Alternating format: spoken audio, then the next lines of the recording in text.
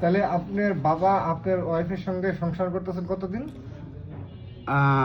জানতে পারি আমার শ্বশুর বাড়ির মাধ্যমে। কতদিন যাবত? ওনারা বলছে 11 বছর। 11 বছর আমার সংসারে রেখে আমি কর্ম করে খাই, আমার ছেলে মেয়ে নিয়ে আলাদা থাকি জুরাইনের বাসায়।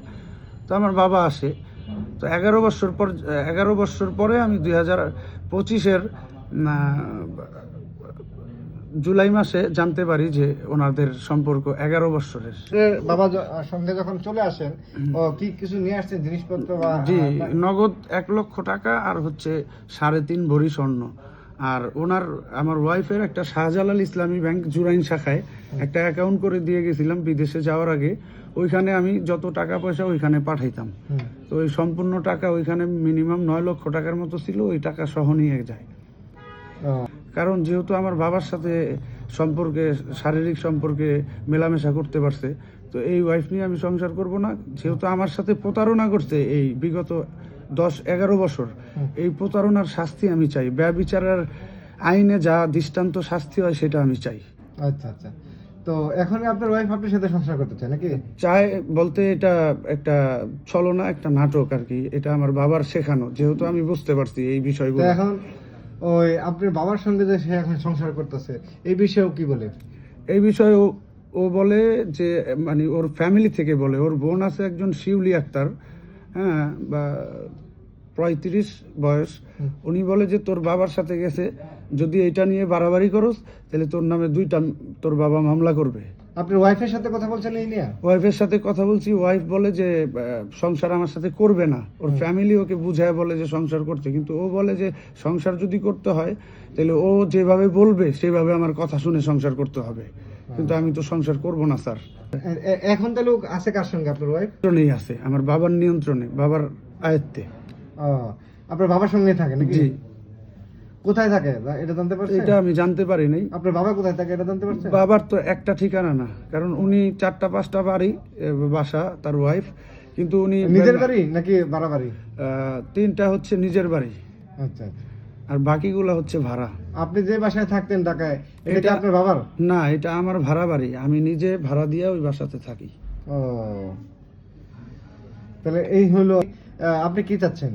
আমি চাই এটার দৃষ্টান্ত হয়ে বাংলাদেশে এটার আইনে যেটা বিচার হয়, সঠিক বিচার, এই বিচারটা আমি চাই। আপনার যে আমার সাথে যে আপনার বাবার বিচার চান নাকি আপনার ওয়াইফের বিচার চান? অপরাধী যেহেতু দুইজনের বিচার চাই আমি। আমার বাবা তো একে অপরাধী না, অপরাধী তো 2জন, তো 2জনের বিচারই চাই।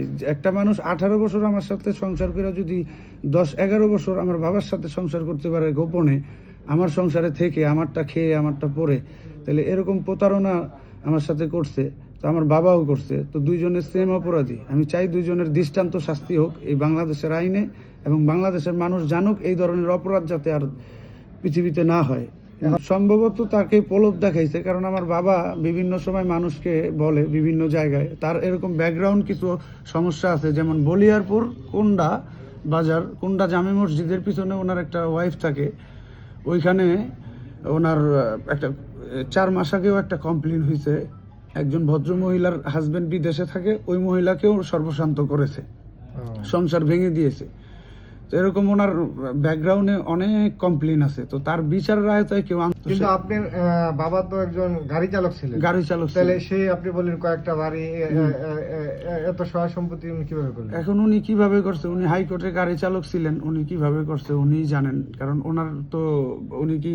ওনার এই লেবেসের মাধ্যমে, ওনার এই ধার্মিক একজন মুরব্বী আল্লাহওয়ালা, ওনার এই লেবেসের পেছনে যদি তার পুত্রবধূ এবং তার জন্মের মেয়ের সাথে সে খারাপ অসামাজিক মেলামেশা করতে পারে, তাইলে সে তার অবৈধ পথে টাকা উপার্জন করবে কি করবে না, এটা তো মানুষই বলতে পারবে।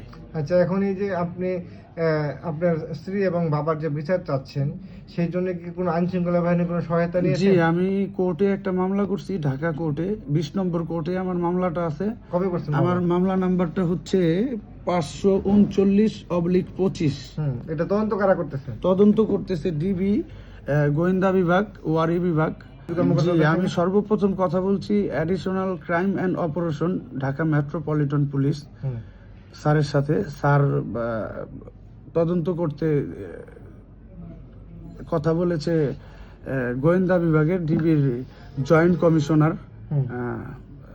ওনার নাসিরুল ইসলাম। নাসিরুল ইসলাম স্যার। মামলা কপি আছে আপনার কাছে? জি আমার কাছে আছে মামলার কপি। ও এইটা মামলা কপি না? জি দেখে তো না।